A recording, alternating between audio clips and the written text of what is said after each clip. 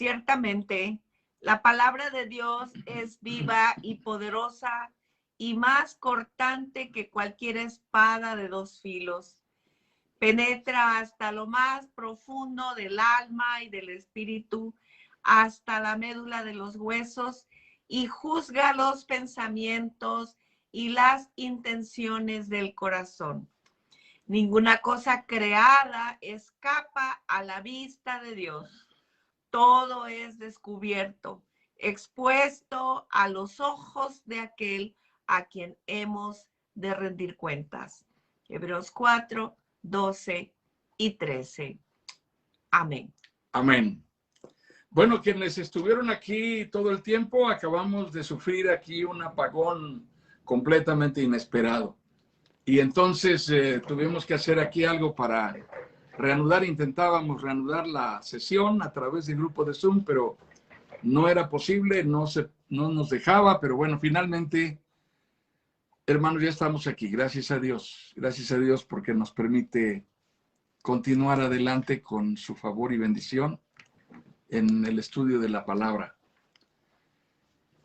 Bien, estamos estudiando el tema cómo estudiar la Biblia.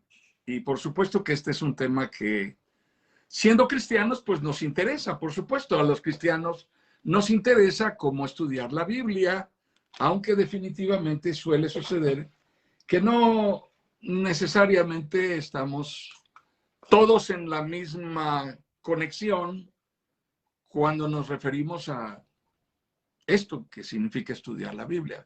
No necesariamente vamos a estar en la misma idea, en la misma percepción, en el mismo concepto, en el mismo pensamiento. Es posible que estemos de acuerdo en que Dios se ha revelado y que eso sea significativo para cualquier creyente en Jesucristo y para cualquier creyente aún no cristiano. Es posible. Hay creyentes que creen en la revelación aunque no son cristianos. No digo que sean parte de nuestra iglesia o nada. No, absolutamente. Estoy diciendo que hay personas que creen que la revelación es real, pero no se definen como cristianos. Sencillamente lo creen y ya. Es posible que aunado a eso, la Biblia como revelación de Dios tenga un papel importante en nuestro universo de convicciones y conceptos terminados. De manera que teóricamente,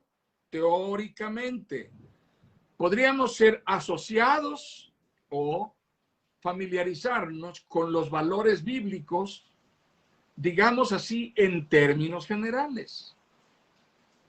Es nuestra manera de ver lo que es la Biblia. Incluso podemos considerar que la Biblia representa un valor universal al ser la fuente de conocimiento y definición original de las tres grandes religiones monoteístas del mundo, que son el judaísmo, el cristianismo y el islamismo. Esto, por supuesto, tiene importancia porque la Biblia es un común denominador de estas tres grandes religiones que se definen por ser religiones de un solo Dios en todo el mundo. Y en consecuencia, la Biblia en sí misma constituye el muro de contención de diversas, múltiples formas y expresiones de religiosidad. Todas ellas paganas, totalmente ajenas a la fe bíblica, totalmente ajenas a la fe monoteísta. Religiones diversas, múltiples, que hay de todos los colores y de todos los sabores. Desde el esoterismo, el ocultismo, el misticismo oriental, las religiones de los misterios, las mitologías y de otras derivaciones consideradas ya en nuestro tiempo como espiritualidades o religiones sincretistas o creencias sincretistas que no significa otra cosa que una mezcla de diferentes formas de creencias. Suele suceder que las personas se definen de una determinada religión y cuando uno observa y analiza cuáles son sus creencias, en realidad lo que las personas han hecho es mezclar una cantidad de ritos, de creencias, de celebraciones, ceremonias, tomando un poco de aquí, un poco de allá y al final de cuentas como que consolidan su propia religiosidad. Pero además podríamos coincidir en que la Biblia posee un valor objetivo, es decir, un valor que no está determinado por lo que cada sujeto que se acerca a la Biblia juzga, sino que está determinado por lo que la Biblia misma es. El objeto es la Biblia y la Biblia misma como revelación de Dios es el factor que juzga su propio contenido.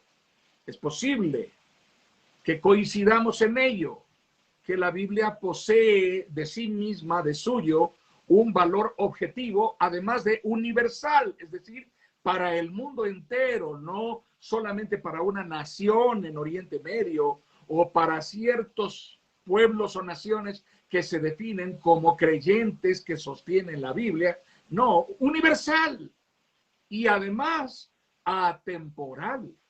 Es decir, que lo que la Biblia dijo en la historia antigua, cuando fue escrita o cuando surgió como una narración oral que pasó de una generación a otra, sigue teniendo vigencia hasta nuestro tiempo. Es atemporal y que es el referente de todo sentido de orden, de justicia, de igualdad, de derecho, de equidad y de respeto por la dignidad del ser humano. ¿Tiene sentido para ustedes?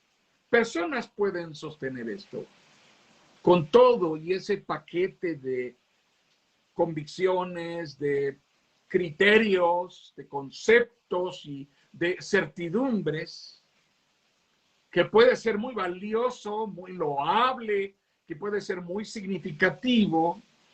Aún así, es posible que la Biblia, como palabra de Dios, no esté desempeñando en nosotros una influencia verdaderamente transformadora, una influencia verdaderamente transformadora que nos impacte individual e incluso familiar y comunitariamente. Sí, es posible que tengamos ideas tan loables acerca de la Biblia y que la tengamos en tan alto concepto y sin embargo con todo y eso, no necesariamente estemos ciñéndonos a ello y estemos viviendo lo que la Biblia dice. Eso significa que tener buenos conceptos y convicciones de lo que la Biblia es como revelación de Dios y como conjunto de principios que norman nuestra vida, no necesariamente constituye el hecho de que será necesariamente así. No significa que eso va a ceñir nuestra manera de vivir. Observemos el caso de naciones que históricamente se han identificado como típicamente vinculadas en su origen, en su historia, con este sentido de motivación religiosa sustentada por la Biblia. Es posible que las naciones digan esto y no necesariamente estas naciones son una evidencia de vidas transformadas y apegadas a la influencia de la palabra de Dios. Una cosa es lo que se dice y otra cosa es lo que se vive. Así que esto debe ocupar nuestra atención de manera esmerada.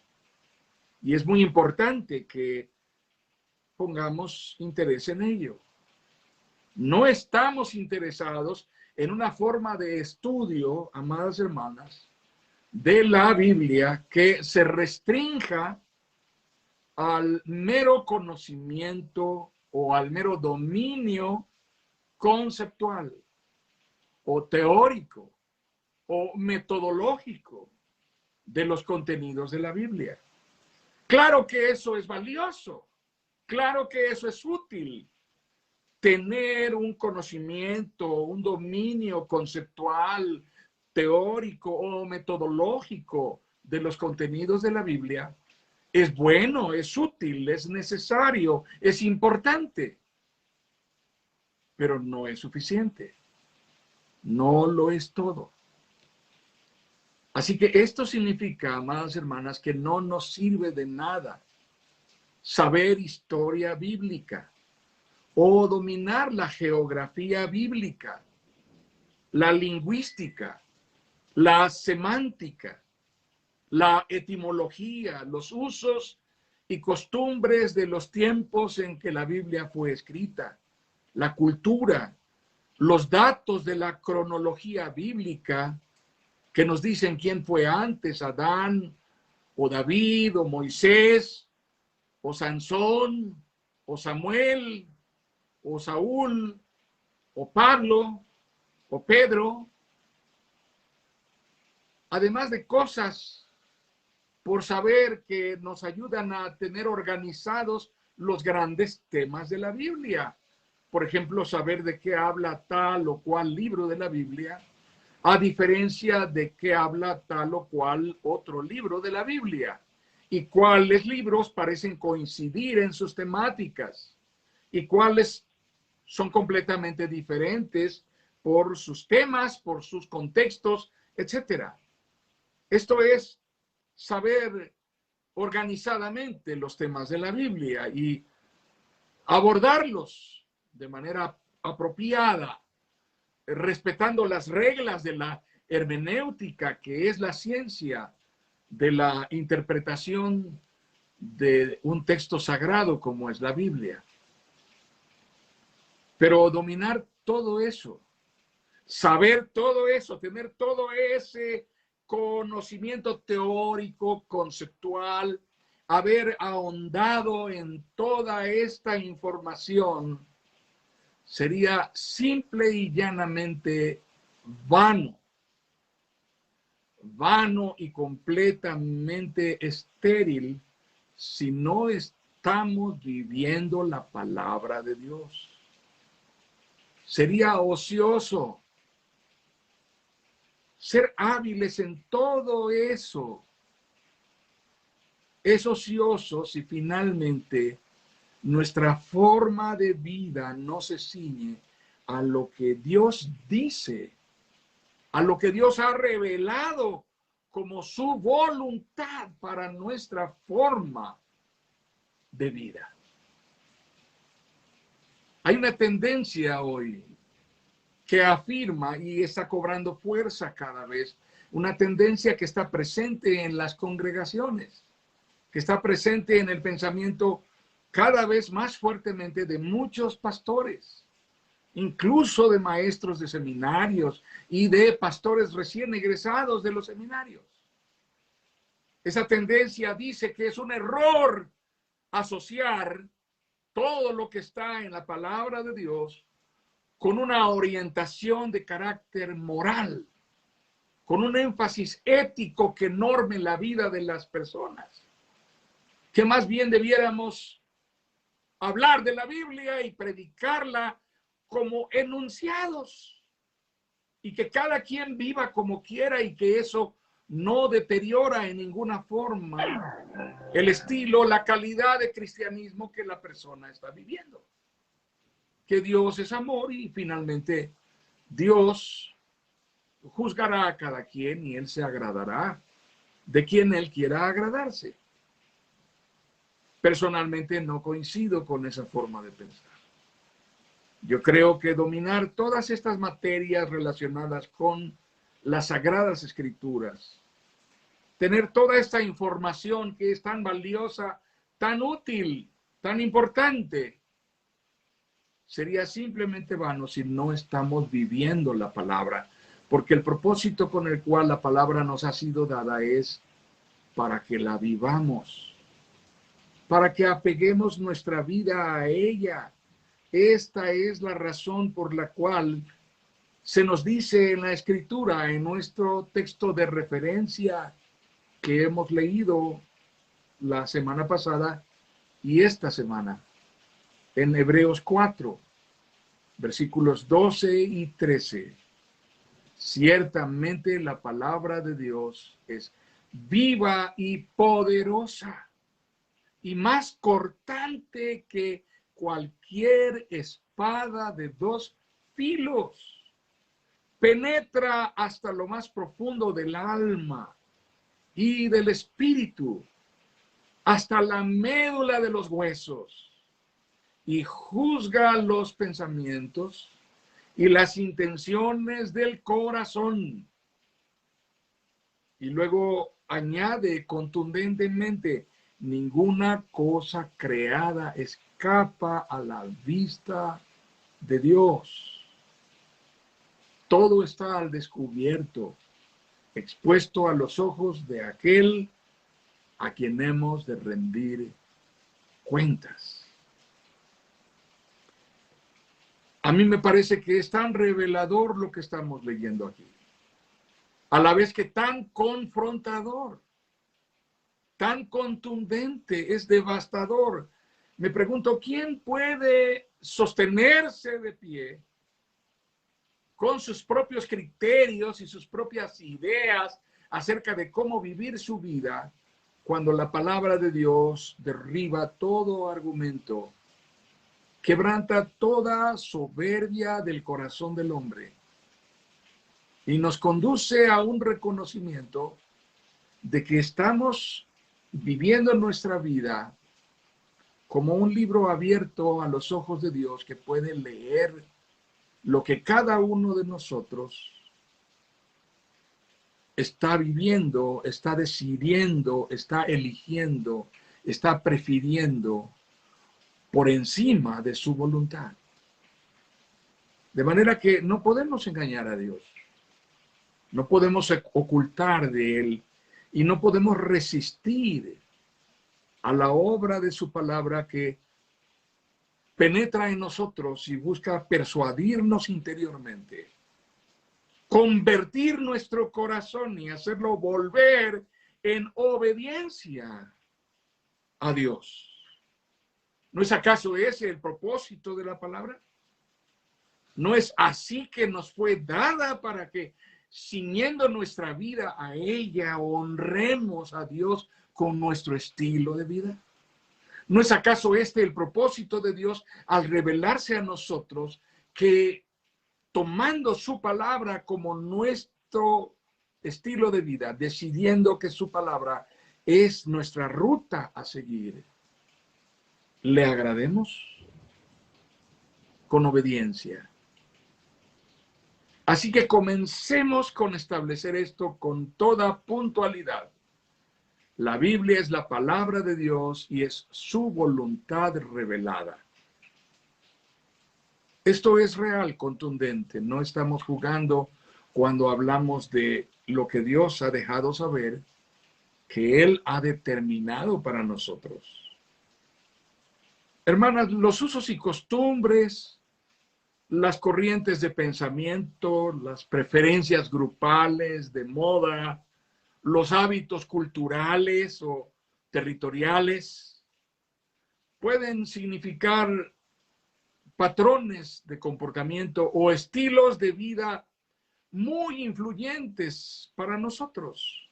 Lo fueron desde la antigüedad cuando Dios eligió una nación y le ordenó a esta nación que se apartara de las demás naciones. ¿No es esto lo que está revelado en la palabra cuando Dios nos dice que dio la orden de que no se hicieran alianzas con aquellas naciones que tenían estilos de vida que alejarían al pueblo que Dios eligió para tratar con él y lo harían apartarse del Señor? Eso es real, aún hoy continúa sucediendo.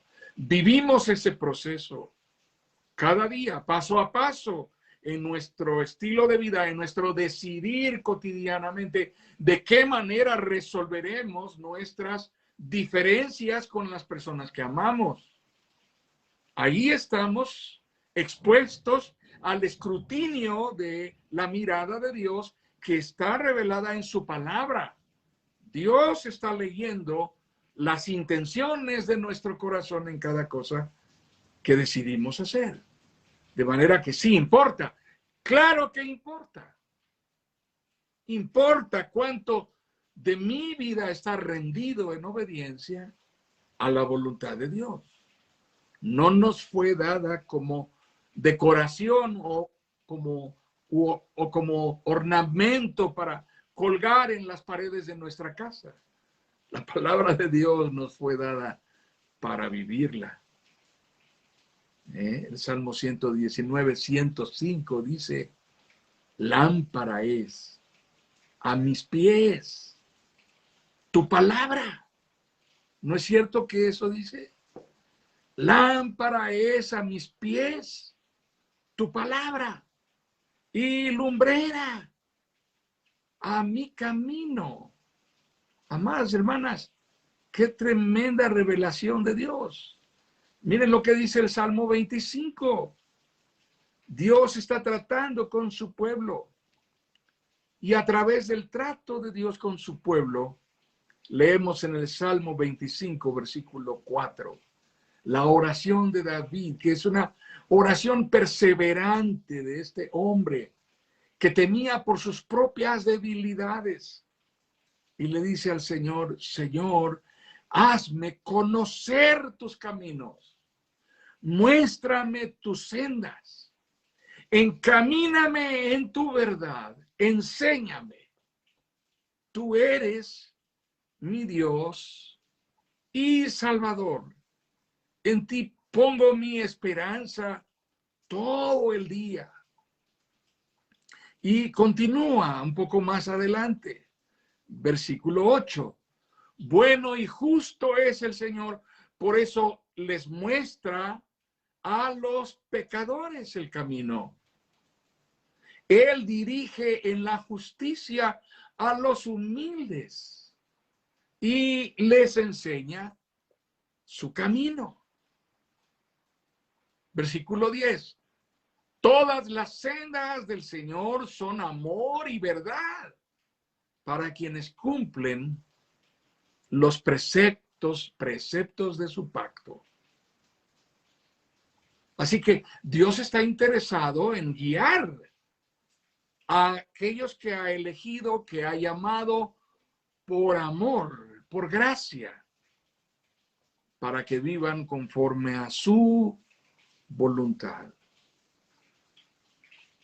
No solamente las costumbres, no solamente las corrientes de pensamiento o las ideologías, no solamente las preferencias grupales de moda o los hábitos culturales o territoriales pueden significar estilos de vida y patrones de comportamiento muy influyentes para nosotros. Pongo un ejemplo. La palabra de Dios nos enseña que debemos vivir en integridad. Esto es una enseñanza moral, querámoslo o no. Tiene un profundo sentido ético que norma nuestra vida. Y también nos enseña que debemos ser maridos de una sola mujer.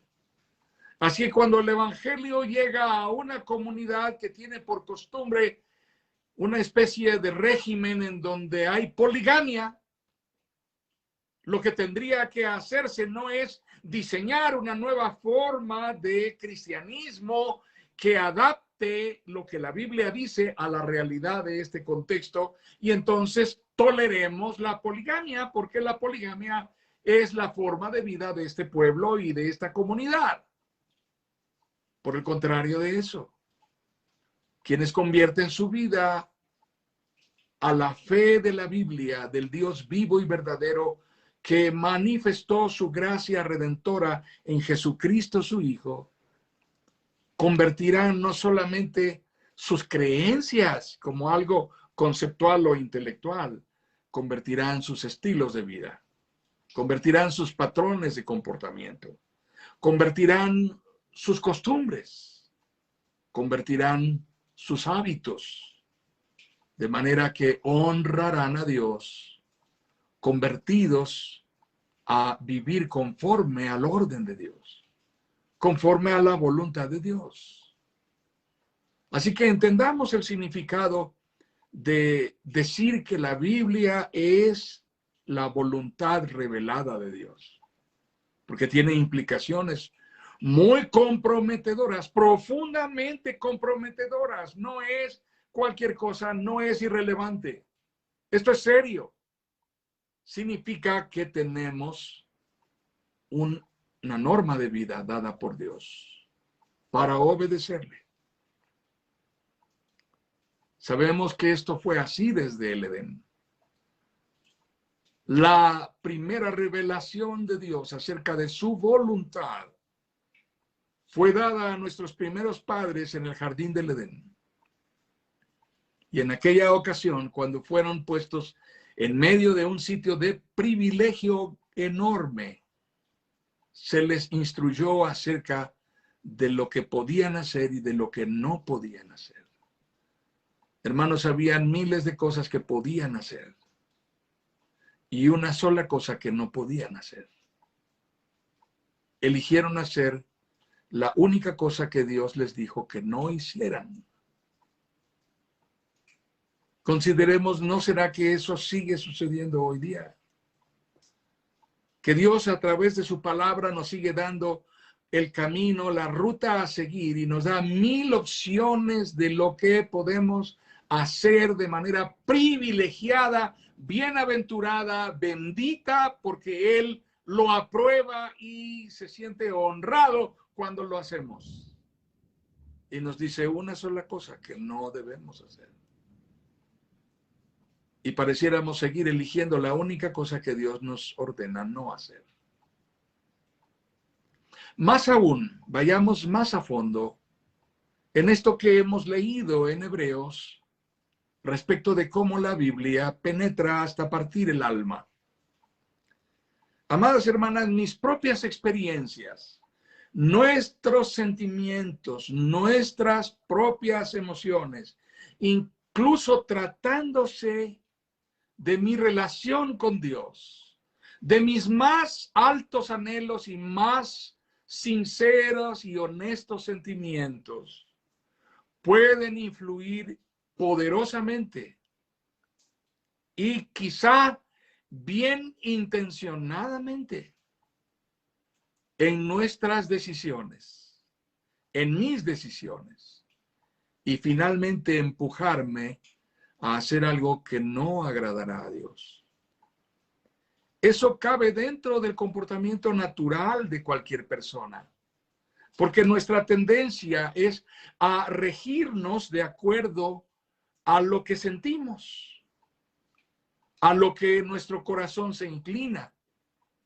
Tenemos un factor dominante de carácter emocional y volitivo que tiene que ver con la voluntad. De acuerdo con nuestros sentimientos, somos arrastrados a hacer lo que nosotros percibimos como lo adecuado, lo mejor. Y en ocasiones nos equivocamos. Y en lugar de unirnos a lo que Dios está haciendo para bendecirnos, nos colocamos exactamente en contra de ello. Estorbamos a la obra de Dios. Y esto entonces nos lleva a considerar que todos estos factores, la cultura, las costumbres, los estilos de vida, las ideologías, las corrientes de pensamiento, etcétera, etcétera, las tradiciones, las emociones, los sentimientos, las corazonadas, las premoniciones, nos lleva a considerar que todos ellos pueden ser un gran tropiezo en nuestro interés de obedecer la voluntad de Dios. Es posible que nuestra manera de leer la Biblia no sea la correcta. Es interesante analizar este aspecto. Amadas hermanas, las más equivocadas y erradas herejías, las blasfemias más grandes, han sido construidas a partir de una frase bíblica, de un texto bíblico tomado de manera aislada. Había alguien que repetía frecuentemente algo que le parecía curioso que está en la Biblia. Y decía, ¿sabías que la Biblia dice que Dios no existe? Claro, la Biblia dice que Dios no existe. Y las personas cuando oyen eso se sorprenden y dicen, pero ¿cómo es eso? ¿En dónde la Biblia dice que Dios no existe? Claro, la Biblia dice enfáticamente que Dios no existe. Y él se refería al texto de el libro de los Salmos, capítulo 53. El libro de los Salmos en el capítulo 53, versículo 1, dice el necio en su corazón, no hay Dios. Así que la Biblia dice que no hay Dios, pero lo refiere como una afirmación del necio. Y luego dice, están corrompidos, sus obras son detestables, no hay uno solo que haga lo bueno. El mismo Salmo 53 afirma que Dios sí existe. Lo dice contundentemente. Dice, desde el cielo, Dios contempla a los mortales para ver si hay alguien que sea sensato y busque a Dios. Así que la misma persona que afirmó que la Biblia dice que Dios no existe, no alcanzó a seguir leyendo lo que está después, unas líneas debajo en donde afirma reiteradamente que Dios existe. El Salmo 53 dice aún más, pero todos se han descarriado, a una se han corrompido. No hay quien haga lo bueno, no hay uno solo. ¿Acaso no entienden? Todos los que hacen lo malo, los que devoran a mi pueblo como si fuera pan, jamás invocan a Dios. Allí los tienen sobrecogidos de miedo, cuando no hay nada que temer. Dios dispersó los huesos de quienes te atacaban. Tú los avergonzaste porque Dios los rechazó. Entonces el mismo Salmo 53 dice enfática y reiteradamente que Dios sí existe. Así que es posible que nuestra manera equivocada, incluso pervertida, desviada, malintencionada de leer la Biblia, nos llevará a grandes errores. Es posible que todas estas corrientes, todas estas influencias y aún más nuestra manera de leer la Biblia traigan a nosotros consecuencias que nos lastimarán. Pero ninguna de esas formas ni consecuencias, ninguno de esos resultados de una lectura errónea de la Biblia va a traer bendición. No me va a conducir correctamente a Dios. Al contrario, de que yo pretenda someter a Dios a esas ideas. Al contrario de que yo pretenda de que Dios ceda y desista de demandar obediencia de mí. Al contrario de que yo pretenda convencer a Dios de que mi manera de vivir, mi manera y estilo de resolver mis cosas y mi moda de pensamiento, mi ideología es preferible a su voluntad revelada. Al contrario, muy al contrario, soy yo quien tiene que convertirse a Dios. en obediencia. No puedo someter a Dios y someter su voluntad a mis preferencias, a mis ideologías, a mis emociones y a mis experiencias y percepciones, por vívidas, por reales y por contundentes que me parezcan. Habrá consecuencias, costosas consecuencias, devastadoras consecuencias como lo que ya estamos viendo hoy día. Leo para ustedes en el libro de Proverbios, capítulo 1, los versículos 29 al 33. Claro, todos recordamos Proverbios capítulo 1 porque nos dice que el principio de la sabiduría es el temor del Señor. Y porque nos lo dice en el capítulo 1 debido a que esta afirmación del capítulo 1 de Proverbios es la llave de comprensión de todo el libro de Proverbios y de toda la literatura sapiencial de la Biblia. Así que cuando leemos en Proverbios 1, 29, la palabra nos dice, por cuanto aborrecieron el conocimiento y no quisieron temer al Señor, por cuanto no siguieron mis consejos, sino que rechazaron mis reprensiones, cosecharán el fruto de su conducta, se hartarán con sus propias intrigas, su descarrío e inexperiencia los destruirán, su complacencia y necedad los aniquilarán. Pero el que me obedezca vivirá tranquilo, sosegado y sin temor del mal. Qué tremenda palabra, hermanas. Qué tremenda palabra la que nos da el Señor.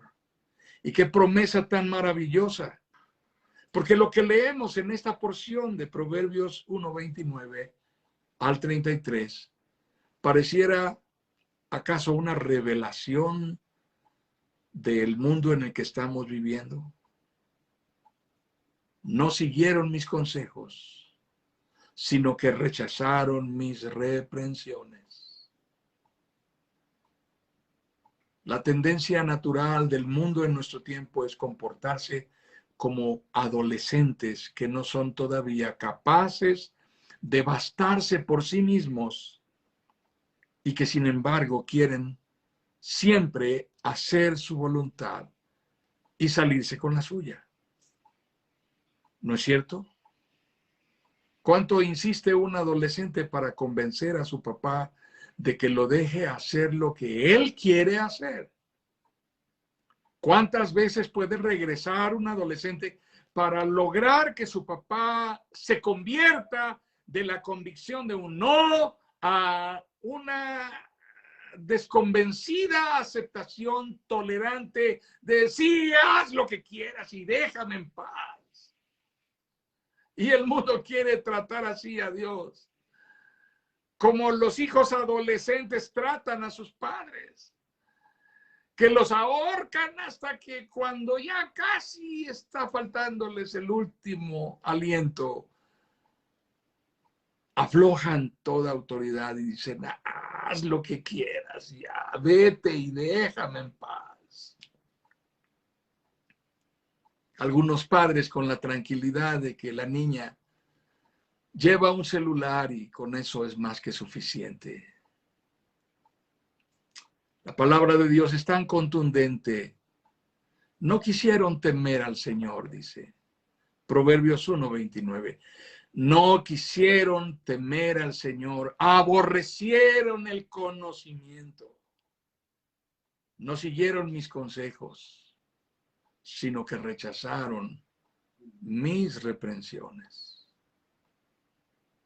Volvamos de nuevo al ejemplo de un adolescente. Cuando la madre o el padre lo llaman y lo sientan enfrente y le dicen, tenemos que hablar, tuerce la boca y dice, vienes otra vez con tu sermón, otra vez con lo mismo. Déjame en paz, ya te oía antes con esto mismo, qué fastidio, ya estoy harto, ya quisiera irme de aquí. Así es. Y la palabra de Dios dice con toda claridad y puntualidad, cosecharán el fruto de su conducta. Se hartarán con sus propias intrigas. Su descarrío e inexperiencia los destruirán. Su complacencia y necedad los aniquilarán. Pero el que me obedezca, oh hermanas, si esto no tiene un peso moral y espiritual sobre nuestras vidas, no existe revelación de Dios. Si la palabra no nos ha sido dada para normar nuestro estilo de vida, nuestras decisiones, nuestras preferencias, nuestras elecciones, nuestras jerarquías, aquello a lo que llamamos prioritario y aquello a lo que dejamos para después. Si la palabra de Dios no tiene el poder y la autoridad de Dios para normar nuestra vida, entonces no es palabra de Dios, ni es revelación, ni es verdad. Es una cosa que podemos preferir, elegir o no, como preferimos calcetines, calzones, camisetas o lo que queramos, marcas de comida, latas de conservas o lo que sea en la vida. Cada quien es vegetariano o vegano o lo que quiera ser. Pero la fe bíblica no puede ser vivida de acuerdo a la preferencia y elección de cada quien. La voluntad revelada de Dios ciñe nuestra voluntad. Hemos sido llamados a obedecer, a vivir conforme al orden de Dios, a honrar a Dios con nuestras decisiones. Es la manera de ser bendecidos. El que me obedezca vivirá tranquilo, sosegado y sin temor del mal. Cuando Josué tomó el liderazgo de la nación de Israel a la muerte de Moisés, Dios habló en privado con Moisés. Cuando lo llamó frente a la zarza, lo mismo hizo Dios con Josué.